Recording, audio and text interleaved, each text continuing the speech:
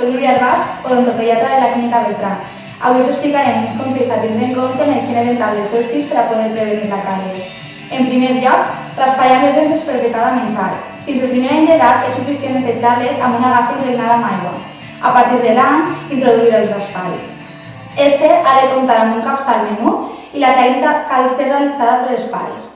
Utilitzar pastes dentals que continguin fluor. Respecte a la quantitat de fluor no deu superar les 500 parts per milió en xiquets menors de 6 anys.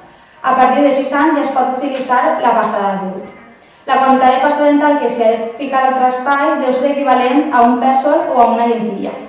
Elegir una dieta balancejada evitant el consum d'almidons i sucres. Quan s'esquereixen aquests aliments s'ha de fer en les menjades i no entre elles.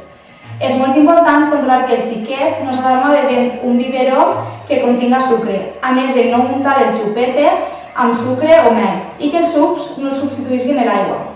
Per últim, acudir al dentista per a realitzar revisions periòdiques. Moltes gràcies per escoltar-nos, estem a la vostra disposició per qualsevol pregunta. Salutacions.